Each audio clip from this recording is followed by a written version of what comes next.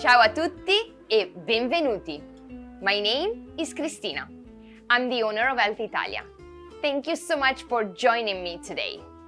Who has been here before? Thank you so much for coming back. And a big hello to everyone else who's here for the first time. Before we're gonna start preparing delicioso family food together, I just wanna tell you a little bit about me, why I'm here, and why I decided to open this place.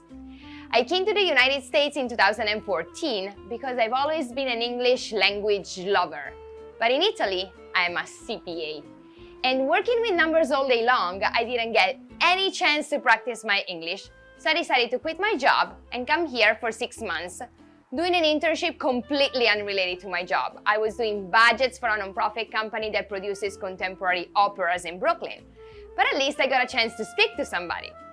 And while I was by myself in the city, I decided to join a meetup group that was called Language Exchange, so I would be able to practice Italian with somebody, and somebody would practice English with me.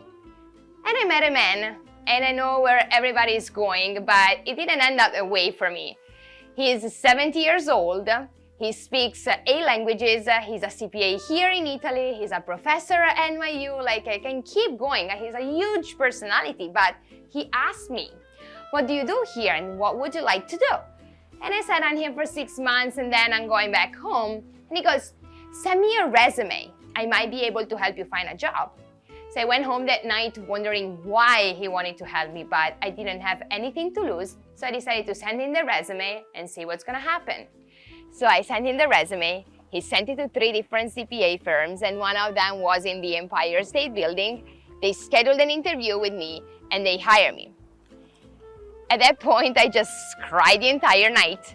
I wanted to stay here 6 months. Now I got a job. How can I just lose the opportunity and going back home? So I called my dad, who is an entrepreneur since he was born, and I said, "Dad, I got a job." And he goes, "Okay, you can take it only at one condition.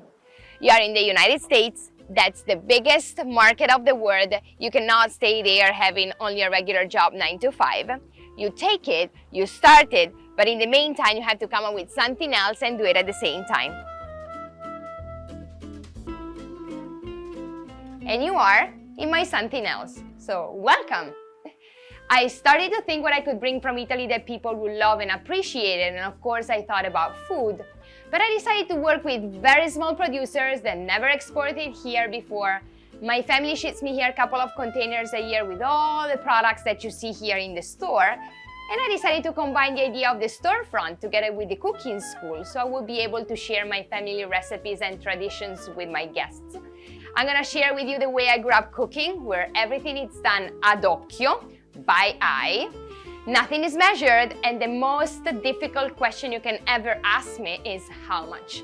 First of all, because I really don't know, but then if I knew, it would be grams and milliliters. That doesn't make any sense to many of you most of the time.